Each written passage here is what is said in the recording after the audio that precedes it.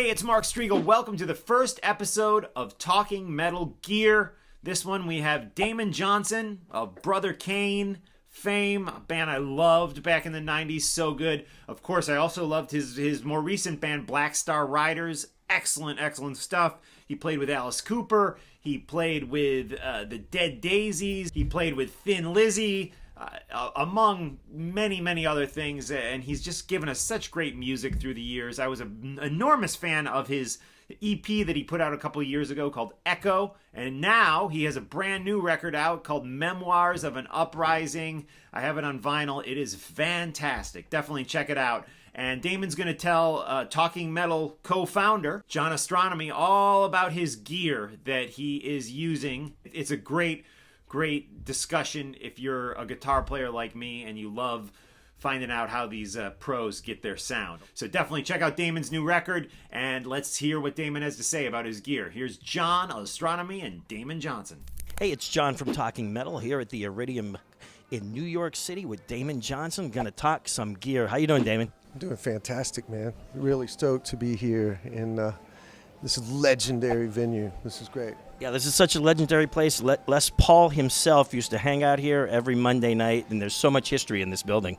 Yeah, we've been kind of drooling over the pictures and just the energy of it, man. Both myself and Tony Higbee that plays guitar with me, we've been playing Les Pauls our whole life, so really special. Why don't we start out talking about your Les Pauls? Yeah, these are quite probably my two favorite guitars I've ever owned in my life. The guitar on the right is called a Honeyburst is the top, and it's what Gibson called a Premium Classic Plus back in the mid-90s. And it's just a Gibson USA. I found it in a music store, and I traded everything I had. Like whatever it took, I wasn't leaving without that guitar. I played that guitar on the Seeds album with Brother Kane. Played with John Waite with that guitar, Alice Cooper, Thin Lizzy, Black Star Riders. It was really my number one, and still kind of is, I guess, until I came across this girl right here. This is a 57 reissue that I ordered specifically. I went to the Gibson custom shop, picked out some wood, placed an order, and they built this thing from scratch for me, John.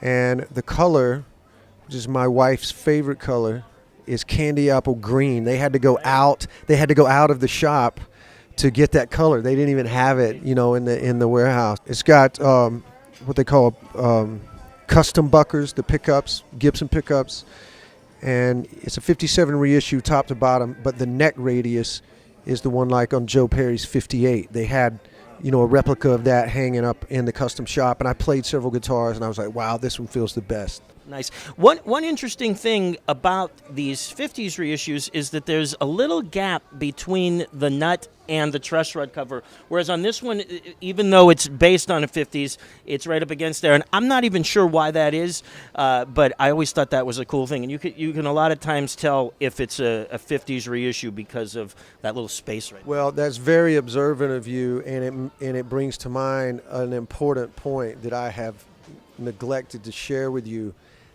The neck on my Honeyburst, that's the second neck I've had on that guitar. The headstock broke no less than 3 times. Wow. Over the course of almost 20 years. So after that third time, my friend Tim Tucker that works at the Gibson repair shop in Nashville, he called me. He said, brother, I think this neck has just been too compromised, for me to put a dowel in it and try and glue it back together. So he did just the most incredible job, man, of putting another neck on it. I'm just so grateful, man, to everybody at Gibson. That's one of the beautiful things about me living in Nashville now, where I've been since 2013, and all my Gibsons and my Epiphones they're in great shape, man. If I ever have any issues with the nut or parts, I get it sorted out. These are two amazing Les Pauls, both of them. And I really particularly love these classic pluses with the figure top that came out around this time period. Those were great guitars. Thank you, man. I agree. And, the top, you can't really get the full effect in this light. But, the top of that guitar reminded me so much of my favorite players like Dwayne Allman and Gary Rosington, and certainly Jimmy Page is number one. I couldn't afford a real 59 or a real 58, but I stumbled across this USA guitar, in the mid-'90s, and thankfully my friend from the music store called. He said, get down here right now, bring everything you have that you want to trade, because you're going to want this. Well, you did it. You got a great score on that one. Now let's come over here and take a look at your pedal board. This board is made by my great friends at Ultimate Support, and they make any and everything you need: microphone stands, studio desks, for your speakers and your Pro Tools rig and all that stuff. And I'm so happy with this one. You mentioned about the Echoplex. Dunlop puts this out, and you can see by the way I have it. I have the delay dialed almost all the way off, but what it does, it gives it this doubling effect. I always kind of reference the great Brian Robertson when he was in Thin Lizzy. He had an actual Echoplex that he would get this nice soft delay with it, but he also used it as a double. So I used this pedal just for that doubling on a few things.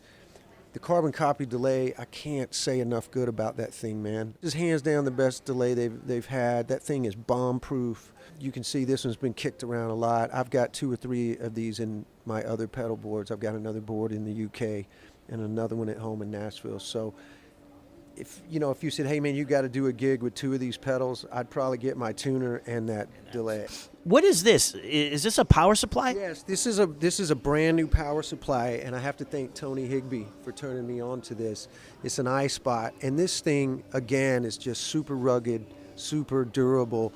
And what I love about it is you can just use a regular, Euro plug to run to your power, as opposed to those big plastic blocks. Those things are not very user friendly, especially if you're in and out of the truck, in and out of the trailer, in and out of planes. You know what I'm saying? All of my cables are made by a great company called MyStar Cable up in Michigan, and you can look them up online. They do great stuff. Every cable that I have on stage is made by those guys. And I have my wife's family is from Michigan, so we kind of started in that, and next thing you know, man, I'm playing their cables. So yeah, there's no doubt, man, that again, as much as I travel and in and out of different. Right. You got to have heavy duty equipment that can withstand a little wear and tear. What is this Hotcake? This is a cool boutique pedal that I stumbled on about 4 years ago. I did a gig with some friends, and there was a guy there. I needed an overdrive of some kind, and he had this pedal. And I fell in love with it. And the thing I love about it is it has 2 different settings, both with independent controls: volume, sustain, and tone. And as you can see here, I got the level cranked on both of them. This gain I have barely on. This one is on a little bit more. So I don't ever, you can use them both together. For me, it's just too much. But it gives me 2 separate levels of overdrive. And I love this pedal, man. The Hotcake.